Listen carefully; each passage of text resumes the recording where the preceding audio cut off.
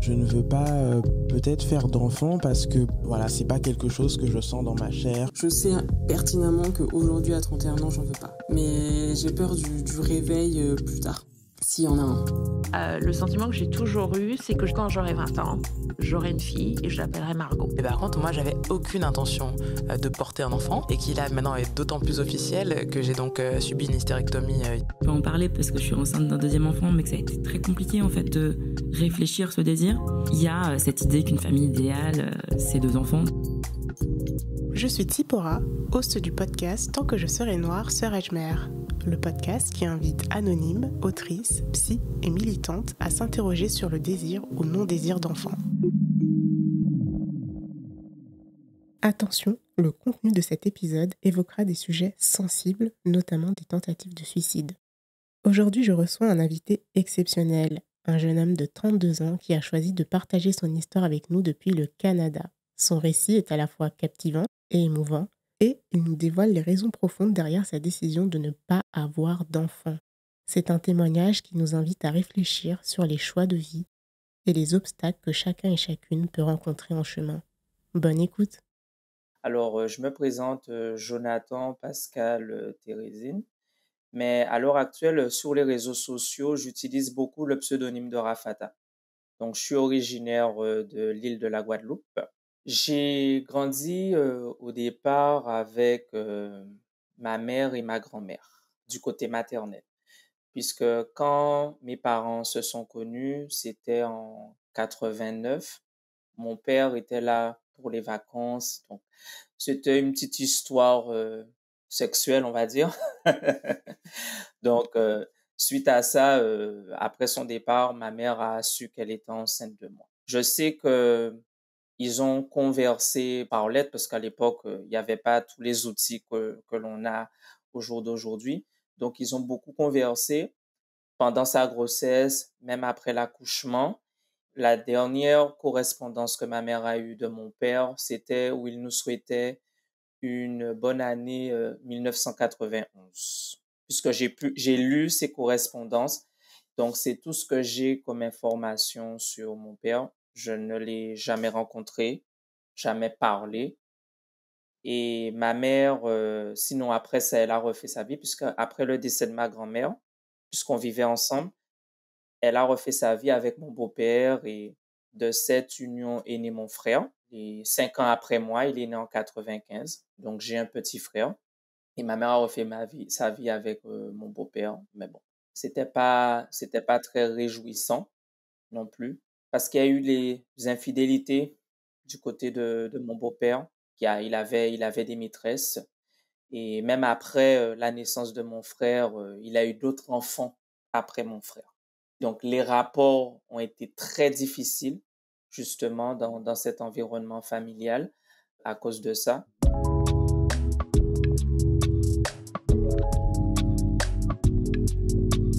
Déjà, de manière générale, tu vois, j'ai toujours été différent. Je ne faisais pas selon les standards véhiculés par la société en tant qu'homme, étant né de sexe masculin, puisque, comme je te disais, je suis quelqu'un d'hypersensible. Je l'ai toujours été depuis ma naissance. Je savais pas ce que c'était. Maintenant, je mets les mots là-dessus. Mais j'ai toujours été comme ça. Il y a des choses qui me touchaient, je pouvais pleurer. Et en tant que garçon, ça, c'est mal vu. Par rapport à cela, j'ai beaucoup été critiqué et c'est là que j'ai eu les qualificatifs d'homosexuel sans même savoir ce que cela pouvait signifier à l'époque, puisque j'étais un très jeune enfant et on se moquait de moi, tu vois, par rapport à cela. C'était compliqué, ça m'a beaucoup peiné. Selon la réaction de mon entourage, c'est comme si je faisais exprès de faire ça alors que c'était naturel chez moi. Mais comme je te disais, il y avait des rôles spécifiques à l'homme et je ne rentrais pas dans cette catégorie, à savoir aimer les camions, tout ça, aimer le foot, ça c'est quelque chose que j'ai horreur. Moi, j'ai toujours été attiré naturellement par les jouets codifiés pour les filles, à savoir les poupées, ce genre de choses. Et par rapport à ça, un garçon qui est supposé aimer, tu vois, des choses spécifiques pour les garçons selon la société, s'il s'intéresse à ça obligatoirement, selon l'environnement, tout de suite homosexuel. J'ai été étiqueté, tu vois, là-dedans, et aussi ma voix qui n'est pas très grave selon les standards encore de la société pour un homme. Donc, tout de suite aussi, parce que tu entendras et possiblement les auditeurs vont entendre le timbre de ma voix, beaucoup penseront au départ que je suis une femme. Or, c'est pas le cas, mais c'est selon le timbre de ma voix. Ah oui, aussi, tu vois comment les garçons dits virils, comment ils s'assoient là, les jambes écartées à 360 degrés. Ça ne m'a jamais attiré. Donc, c'est pour te dire que j'ai vraiment grandi dans un environnement très toxique dès mon plus jeune âge, de jalousie, d'hypocrisie.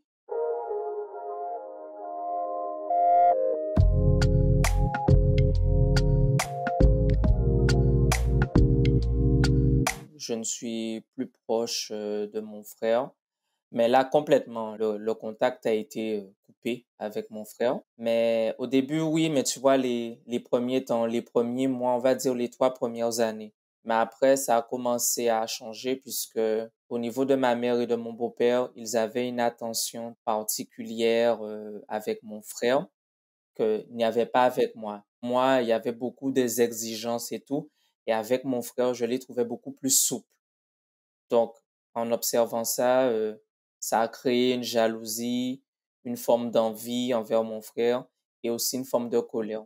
Parce que par rapport à mes connaissances de l'époque, je me suis dit que s'ils sont comme ça avec moi, c'est parce que c'est à cause de mon frère, c'est parce qu'il est là.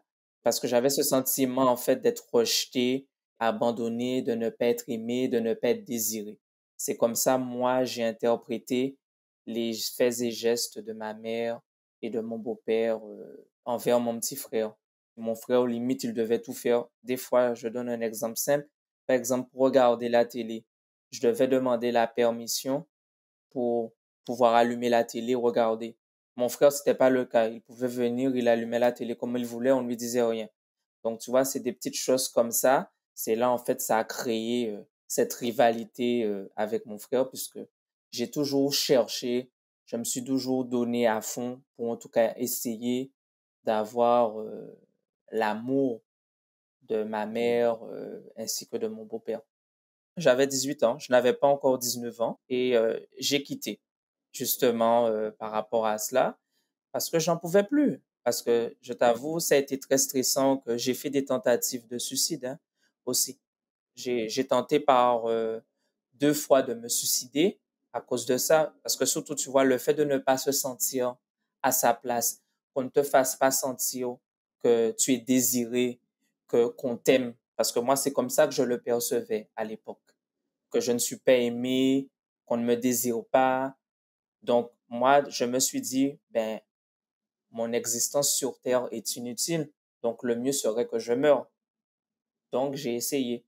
J'ai tenté par 2 fois, ça n'a pas réussi. Et j'ai dit que si je restais, j'aurais fait encore une autre fois et là, j'aurais fait en sorte à ce que ça fonctionne.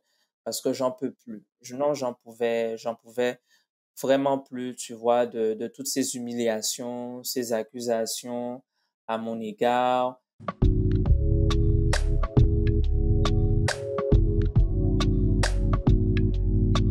J'avais déjà commencé à couper les ponts.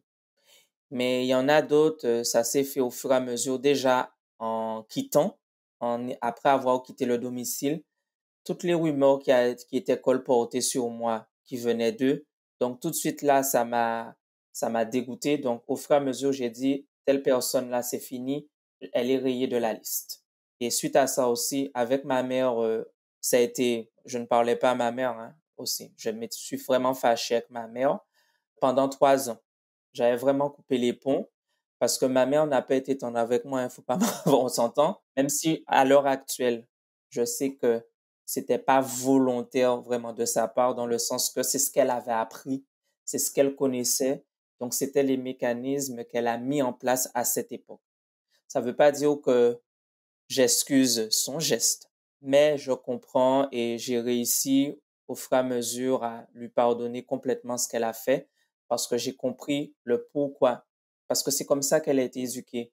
C'est comme ça que ma grand-mère et même mon grand-père ont été avec elle. Ils étaient très durs avec elle et très violents physiquement et psychologiquement. Et d'ailleurs, c'est comme ça qu'elle a été avec moi aussi également. elle a répété le même schéma, puisque c'est ce qu'elle connaissait. Je n'excuse pas, mais je comprends.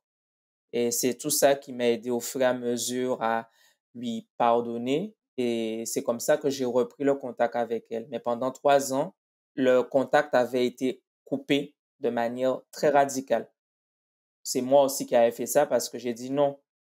Elle m'a trop fait subir, parce que tu vois, quand je t'ai dit violence psychologique et physique, plein de fois aussi, j'ai été battue par ma mère, mon beau-père, par rapport à mon frère. Quand mon frère allait mentir, inventer des choses, soi-disant, il disait que c'est moi qui avais fait, alors que c'était lui.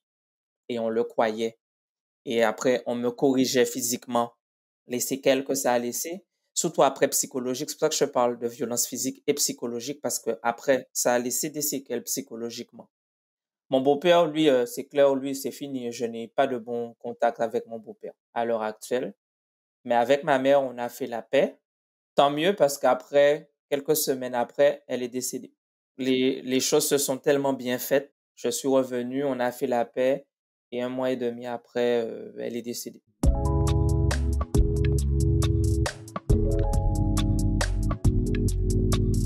Au départ, le désir est venu par rapport à ce que je t'ai expliqué.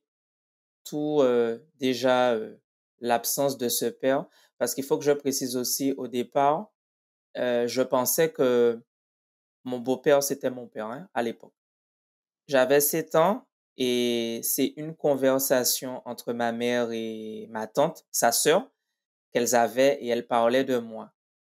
Et comme j'ai entendu mon nom, je me suis caché, je suis resté écouter. Et c'est là que j'entends: pourquoi est-ce que tu le laisses appeler son beau-père papa? C'est pas son papa.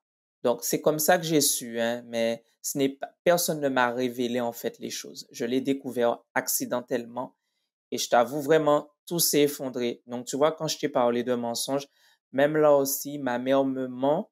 Il y a eu plein de questionnements en fait. Qu'est-ce qui est vrai? Des fois, je me suis même posé la question là concernant elle. Est-ce qu'elle est réellement ma mère? Est-ce que je n'ai pas été adoptée? Parce que aussi, tu vois, j'entendais aussi les gens dire, oui, des fois des gens posaient la question à ma mère: tu es sûr que c'est ton enfant? Parce que il pense pas comme toi, il est différent de toi.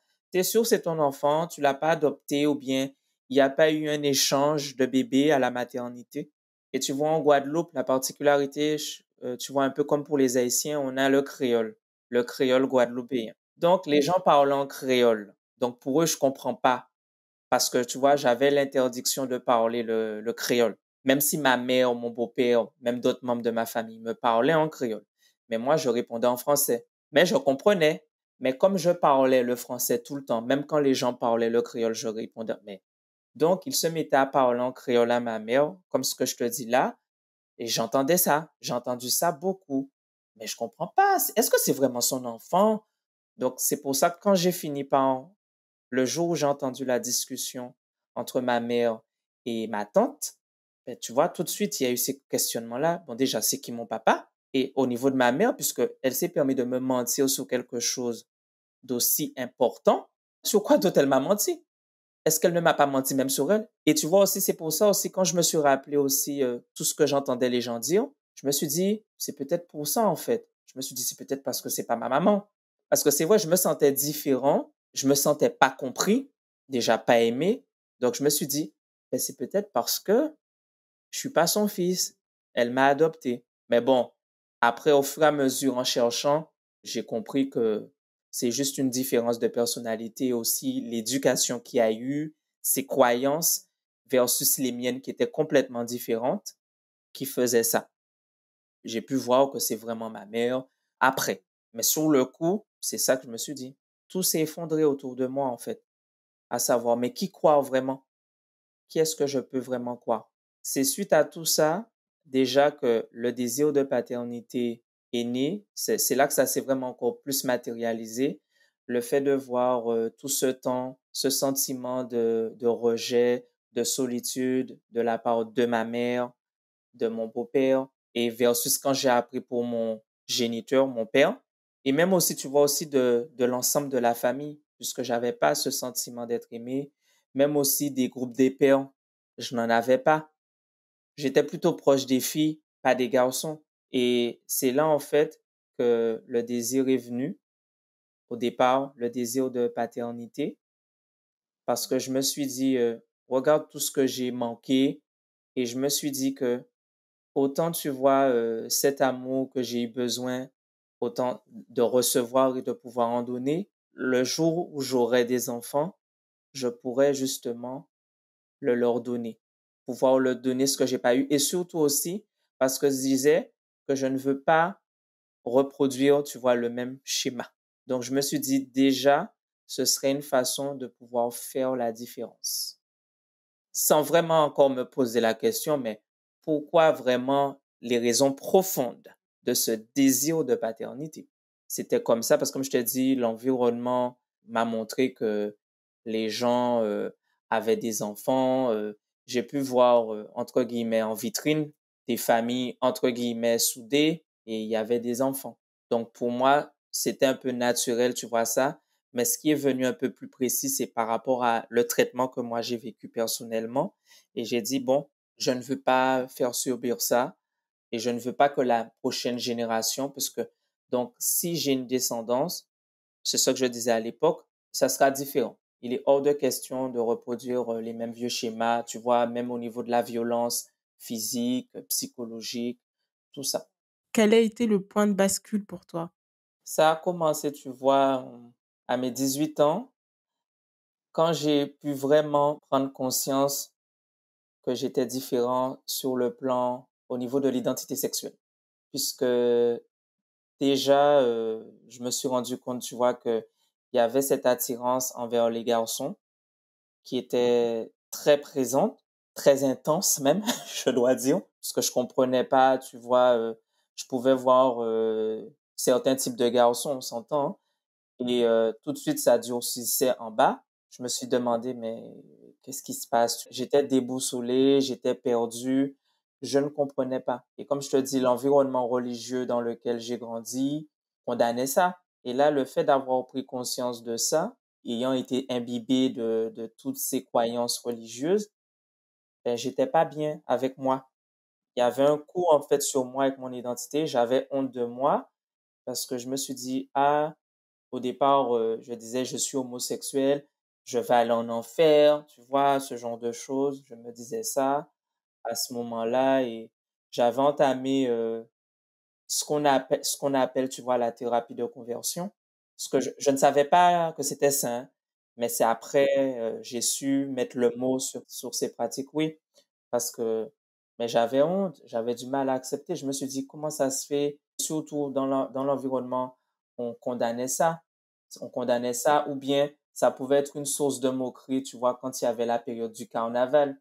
Tu voyais des hommes, plein de gars, soi-disant virils, qui se déguisaient en femmes, tu vois, pour faire genre, mais de manière très caricaturale, ou des fois, tu as même des humoristes aussi qui faisaient ça dans ce genre de cas. Mais sinon, plus sérieusement, il n'y avait pas quelque chose, une discussion sérieuse là-dessus. C'était, ah, c'est un péché, ils vont aller en enfer, c'est pas la volonté de Dieu, tu vois, c'est ce genre de choses que j'avais entendu. Et quand moi, je me suis rendu compte, j'ai vraiment mis en conscience tout ça, mais c'est vrai que j'étais mal. J'étais très mal, j'ai culpabilisé. Et c'est un peu, tu vois, toutes ces raisons, en plus de ce que j'avais dit précédemment, qui m'ont aussi poussé un peu à vouloir mettre fin aussi à mes jours. Le fait de me rendre compte que je suis, entre guillemets, différent, que je suis, entre guillemets, maudit par rapport à cette orientation sexuelle, ça a été difficile. Et puis, au fur et à mesure, tu vois, j'ai été dans des églises, mais évangéliques, où je me rappelle, le pasteur m'a dit de faire des jeûnes et des prières.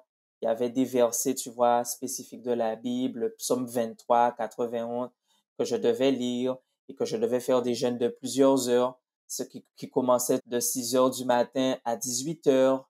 J'ai fait ça. Ben, c'est ça la thérapie de conversion.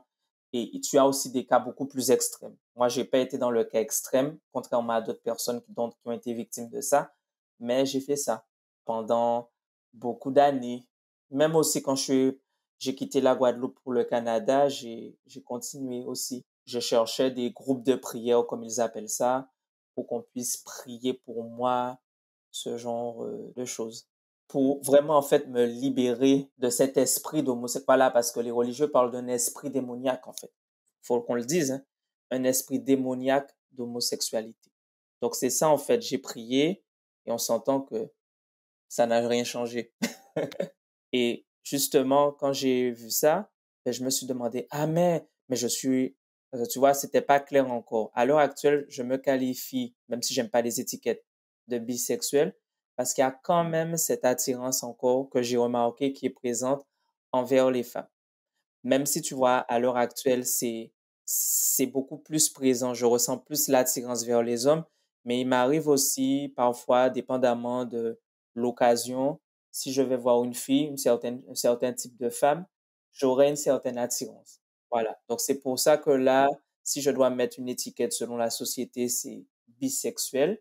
Il se peut que ça puisse changer, les choses puissent encore se reclarifier pour moi au niveau de mon identité sexuelle. Mais pour l'instant, tu vois, c'est comme ça. Mais à l'époque, pour moi, je pensais tout de suite homosexuel. Et je me suis dit, ah, mais je suis homosexuel, comment je vais faire? Puisque moi, j'avais le schéma classique, me mettre avec une femme pour copuler et avoir un enfant. Et j'étais pas au courant de tous les moyens qu'il existe à l'heure actuelle, tu vois, avec l'évolution de la médecine et tout ça, qu'il y avait. Donc, pour moi, c'était ce moyen-là.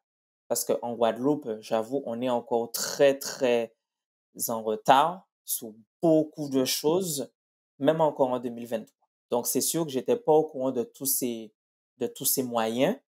Donc, pour moi, je me suis dit, oh, mais je ne pourrais pas avoir d'enfant puisque déjà, je suis attiré par un homme. Je ne me voyais pas coucher avec une femme. Juste, tu vois, je me suis dit, c'est pas possible vu qu'il n'y a pas et c'est, tu vois, c'est là que je me suis vraiment lancé corps et âme dans la thérapie de conversion pour me reconvertir à l'hétérosexualité, pour pouvoir me permettre de me mettre en couple avec une femme et pouvoir avoir un enfant ou plusieurs enfants. J'étais motivé parce que ce désir de paternité était présent à cette époque-là, comme je te disais. C'est là que j'ai commencé à me re-questionner, enfin, mais comment je vais faire? Mais je pourrais plus. Et c'est là que j'ai fait ça. Et comme tu vois, j'ai commencé à voir que cette thérapie de conversion ne me sert strictement à rien, que c'est de la connerie. C'est là que j'ai commencé au fur et à mesure à m'interroger sur les causes profondes maintenant, tu vois, de ça. Et le déclic a vraiment commencé aussi en 2017. Donc, j'étais déjà au Québec où justement, c'est une dame qui m'a parlé. Elle m'a dit, oh, Rafata, pourquoi est-ce que tu fais ça? Parce qu'elle avait vu sur Facebook où j'avais écrit dans un groupe de prière pour prier pour moi, pour me libérer. Et je t'avoue, elle m'a parlé, ça a résonné en moi, ça a été comme, elle me dit, mais pourquoi tu fais ça? C'est naturel ce que tu as, tu n'es pas anormal. Pourquoi est-ce que tu te fais du mal comme ça? T'es bien comme tu es. Il est important que tu t'aimes et que tu cesses de te soucier des autres. Tu es normal. Et je t'avoue que ça a digéré, ça a résonné en moi. Et c'est vrai, je me suis dit, mais pourquoi je fais tout ça? Pourquoi je me mets à faire tout ça, en fait? Ça a été le déclic. Et c'est là que j'ai dit, ça suffit. J'ai dit, je m'arrête. C'était en 2017. J'ai dit, ça suffit. Et au fur et à mesure aussi, il y a des gens aussi, des religieux à l'époque, je leur ai dit pleinement, vous savez, hein, si je dois aller en enfer, j'irai en enfer, mais je ne me suis pas levé un matin pour dire, ah, que je veux être homo. À l'époque, hein, tu vois, c'était toujours ça. J'ai dit, moi, en tout cas, j'arrête ces histoires de thérapie de conversion. Je dis ça, c'est pour les gens qui vont nous écouter, qui savent vraiment que ce que je faisais, c'était de la thérapie de conversion. Mais à l'époque, je ne connaissais pas encore ce terme. Je leur ai dit, moi, j'arrête. Et ils me disent, pourquoi? J'ai dit, moi, je suis désolé. Et j'ai dit, arrêtez de m'envoyer vos versets de la Bible. J'ai dit, c'est comme ça, je vais vivre. Et il y a des gens comme ça qui se sont éloignés de moi, tu vois, par rapport à cela. Je t'avoue que ça m'a fait mal, hein, par rapport à tout ce que j'ai vécu. Il y avait toujours cette dépendance affective qui était présente à l'époque. Donc là encore, je revivais un sentiment, tu vois, de rejet. Et c'est pour ça aussi que je faisais tout ça. C'était pour me faire aimer, éviter de me faire rejeter. Mais ce que je ne réalisais pas en faisant ça, c'est que, en fin de compte, je me faisais plus de mal que de bien. Et en même temps donné, je ne me donnais pas de l'amour. Parce que en essayant de vouloir essayer de me faire accepter des autres, je me faisais du mal et je ne m'aimais pas. Et ce que je pensais de l'amour de ces personnes n'était pas du tout le cas. C'était juste une illusion. Le 12 décembre 2021, je note bien la date. Le non-désir est vraiment venu, puisque j'ai quand même commencé un peu avant, mais pas en profondeur comme j'ai commencé depuis 2021. Mais tu vois, j'analysais les choses. Quand j'ai commencé à faire la rétrospective, à commencer à voir le comportement non seulement des hommes comme des femmes de ma famille, hein, mais surtout les hommes, parce que moi, en tant que père, tu vois, le fait d'être papa. Et c'est là, comme tu vois, j'ai commencé à voir, oui, mais il y avait des hommes qui étaient là, mais ils étaient aux abonnés absents. Ils étaient là sans être là. Ou bien quand ils étaient là, c'était toujours pour montrer un comportement très dur. Ou bien ceux aussi qui vidaient leur bourse, mais ils disparaissaient.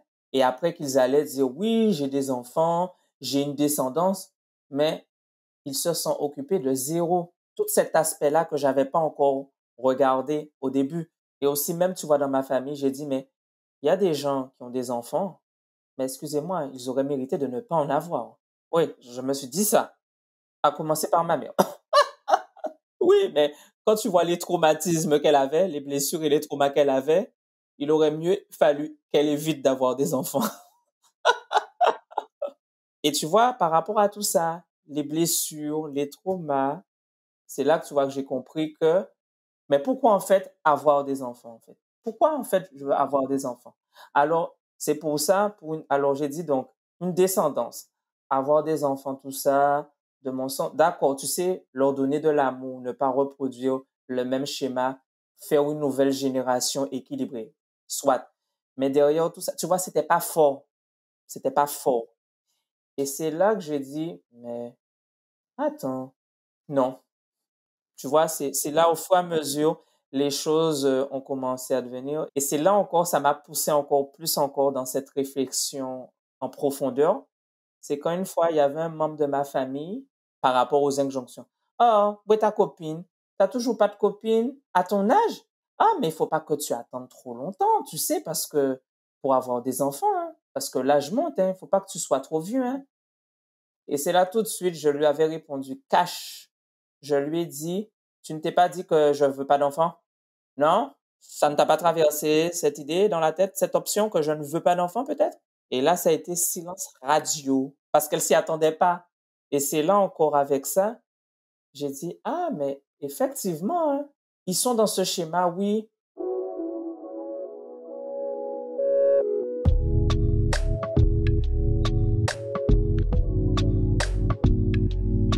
Si vous êtes dans ce cas de figure, essayez de vous entourer de personnes, de vous rapprocher de personnes qui sont concernées, au moins pour avoir une oreille bienveillante, pour pouvoir au moins déjà vous confier, de pouvoir vous permettre d'extérioriser cela. Ça, c'est déjà la première chose parce que je n'ai pas eu ça. J'ai cherché, mais il n'y avait pas cela, justement. Et c'est ça la bénédiction, je vais dire, pour moi d'être venu au Canada. J'ai pu trouver ça. Parce que si vous êtes dans un environnement, peut-être des gens qui sont dans les Antilles, en Afrique, peu importe, hein, parce que ça peut être même ici au Canada, il y a encore des familles qui ont ce type de pensée, ce type de raisonnement encore en 2023. Donc, c'est vraiment pouvoir chercher, pour commencer, même une personne proche ou sinon un professionnel aussi, pour pouvoir vous confier, pour pouvoir en fait vous libérer, vider votre sac avec tout ça. Parce que ce sont des émotions après qu'on garde et qui se cristallisent en nous. Et ces mots qu'on ne peut pas verbaliser, M-O-T-S, vont devenir des mots M-A-U-X. Et ça peut créer toutes sortes de maladies dans le corps. Moi, j'encourage tout le monde parce que j'ai eu des mots M-A-U-X à cause de tout ça, parce qu'on intériorise cela. Donc, c'est compliqué. Et encore plus pour les hommes, puisqu'on ne nous apprend pas à exprimer nos émotions en tant qu'hommes. Et n'hésitez pas aussi, quand vous le pouvez, et je ne vous dis pas d'aller sur la place publique le faire, mais si vous sentez ce besoin de pleurer, allez vous enfermer dans votre chambre, allez dans des toilettes, peu importe, un lieu clos et pleurez un bon coup parce que ça vous fera du bien. Mais trouvez une façon d'extérioriser vos émotions, peu importe la manière, qui soit quand même adéquate, sans blesser personne, bien sûr. Et si vous avez la possibilité aussi, deuxième étape, éloignez-vous dès que c'est possible de cet environnement dans lequel vous êtes, de toxicité. Parce que l'environnement aura cette influence sur vous, qu'on le veuille ou pas. Comme moi, l'environnement a eu cette influence. Et surtout, messieurs aussi, ceux qui seraient dans mon cas, parce qu'il en existe plein, mais qui n'oseront pas le dire, concernant ce non-désir de paternité, assumez-le. Il n'y a rien de mal là-dedans. Vous voyez? Vous ne faites rien de mal à personne, justement, et vous n'avez rien non plus à prouver à personne ni à vous justifier. Parce qu'il se peut aussi que c'est les excuses qu'on va entendre, hein. C'est parce qu'on n'aime pas les enfants, ou bien c'est parce qu'on a un traumatisme. Combien de personnes qui ont des enfants et qui ont des traumatismes? D'accord? Ma mère même, elle en avait. Mon père en avait. Si je regarde les gens de mon entourage, ils ont des traumatismes. Donc, sortir l'excuse du trauma parce qu'on veut pas d'enfant, je trouve que c'est limite. Je ne dis pas que ça peut pas être une raison, mais c'est pas que ça. Parce que sinon, si c'était par rapport à ça, on s'entend qu'il y aurait eu plein de personnes qui n'auraient pas fait d'enfant. Si c'était vraiment les traumas. Même de manière générale, et c'est pas pour dire que, par exemple, non, c'est les femmes qui vont vivre plus de pression ou bien non, c'est les hommes. Les deux vivent une pression. Moi, je suis pas là pour essayer de mettre une unité de mesure. Les deux vivent une pression. En tant qu'homme, tu vois déjà, il y a cette pression, tu vois, comme j'avais un peu expliqué, du pourvoyeur. Il doit être pourvoyeur. Il doit être protecteur. Il doit souvent montrer qu'il est solide. La preuve, il y a cette injonction sociétale que je trouve, entre guillemets, dégueulasse. Tu vois, quand on parle du sexe de l'homme, on dit bien le sexe fort et la femme, le sexe faible. Et tu vois déjà ça, pour revenir à l'homme, le sexe fort. Tous ces qualificatifs pour montrer qu'il doit être robuste, qu'il doit être résistant. Ah oui, et aussi chasseur, entre guillemets. C'est encore une bêtise. Le fait de l'homme chasseur.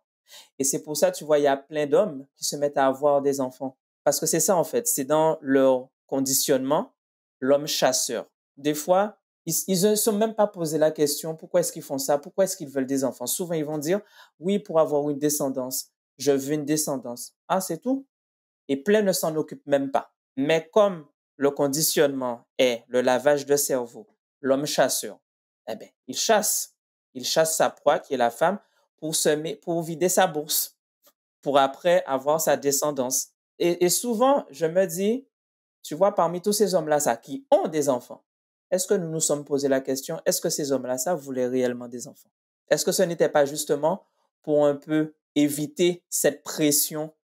Tu vois, ça, c'est un questionnement que je dis, ça ne veut pas dire que c'est le cas, hein, c'est juste, est-ce que ce n'était pas justement pour éviter cette pression de la part de leur entourage, de se dire, ah, tu n'as pas fait d'enfant, etc. Pourquoi tu n'as pas d'enfant? Il y en a beaucoup que c'est ça, justement.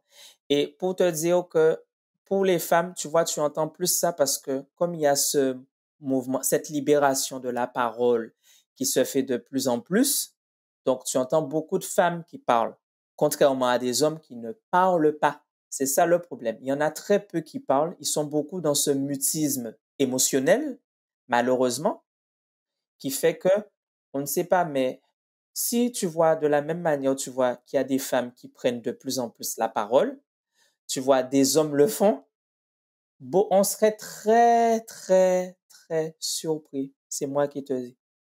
On serait très surpris. Mais dans la communauté afro-descendante, je ne dis pas que je suis le seul, hein, mais je fais partie de ces rares hommes de la communauté afro-descendante, tout ça, qui va parler et dire cela. Tu entends beaucoup plus d'hommes, j'ai pu entendre des témoignages, mais c'est des hommes hors de la communauté africaine, caucasiens comme on dit, tu vois, qui parlent. Même si même à leur niveau, ils sont très peu nombreux. Mais au niveau des hommes de la communauté afro-descendante, même africaine, zéro. Zéro. même quand j'avais abordé cette discussion, tu vois, sur Clubhouse, sur le non-désir de paternité, et j'avais profité pour donner mon témoignage, il y en a qui disaient, ah, ça n'existe pas chez moi, ça. J'ai dit, ça n'existe pas parce que tu n'en connais pas qui te l'ont dit personnellement, ou bien tu en conclus parce que tu vois tous les hommes que tu connais dans ton entourage avoir des enfants, tu conclus que les hommes veulent des enfants. Et ça a été silence radio. Donc, j'ai dit, voilà. Donc, j'ai dit, c'est de ne pas vous baser sur ce que vous voyez pour penser que parce qu'il y a des gens que vous voyez qui ont eu des enfants, qu'ils en voulaient obligatoirement. Et il y en a plein. Et il y en a plein aussi, ça aussi, hein, qui ont eu des enfants et qui regrettent d'en avoir eu. Ça existe. Ça existe autant chez les hommes et chez les femmes.